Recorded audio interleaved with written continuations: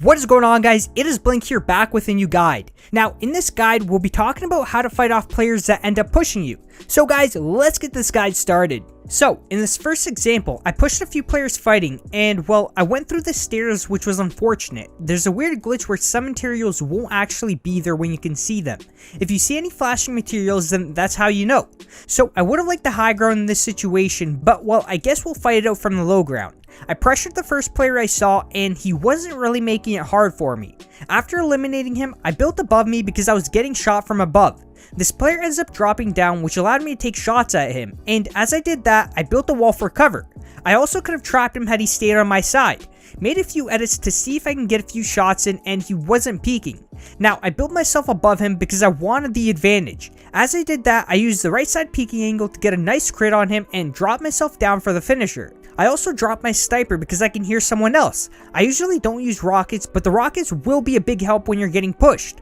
Ran out of materials and just tried gathering a little more by hitting the rock. A wall or staircase can make a big difference in your fight. Now, my next opponent got above me and I shot a rocket at him because I had absolutely nothing to build with. Dropped him down to the floor, and as I picked up the wood in front of me, I tried building a wall. In most cases, the wood you find on the floor should be enough for a wall, although it wasn't. I then picked up some brick and tried placing down a wall. Both times I just never had enough. Thankfully, this player wasn't able to eliminate me. I ended up running to the wall as soon as I could, and I used that right side peeking angle to my advantage. Lasered him with the SMG for the finisher. I boxed myself in to heal and made sure to use the minis first because I'm super close to full HP anyways. Those minis will help assist you more than that extra 16 HP.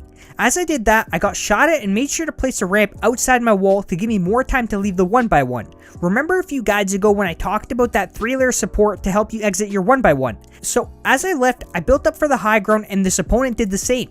He actually ended up getting above me and dropped down for some reason. I was able to tag him with the rocket and went for a pressure play.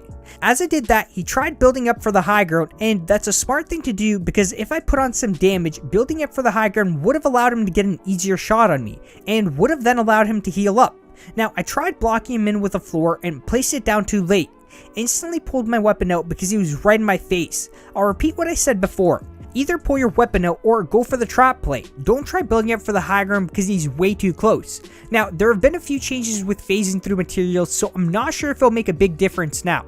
But I'll test that out and see if it's possible to get away easier in these types of situations. Now, in this next situation, spotted a player inside a house and utilized that right side peeking angle to get some quick shots in. Surprisingly, he did a pretty good job taking off all my shields. Now, as I eliminated him, another player pushed in.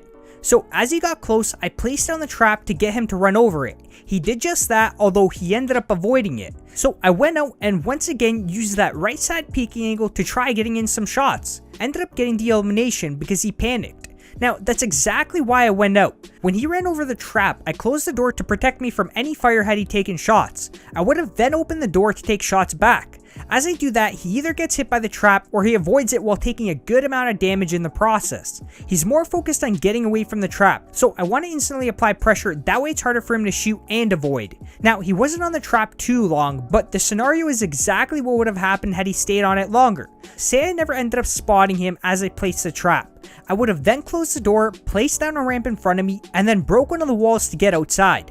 I then would have boxed myself in to use both minis, and if he does pressure me, I've got more freedom to move around compared to the room I was in. And that trap would have saved me some time because he's got to shoot it out first. Now, this last situation is a duo example, although it works the same in solos. So we came across two teams fighting and tried applying pressure on the middle team. Shortly after, we get pressured by players behind us. So instead of pushing the players in the middle, we push the players that have just joined. This gives us a better chance of fighting them alone since there were 4 teams in total. Here are a few reasons on which team you should push. So say it was 3 teams in total and we were in the middle.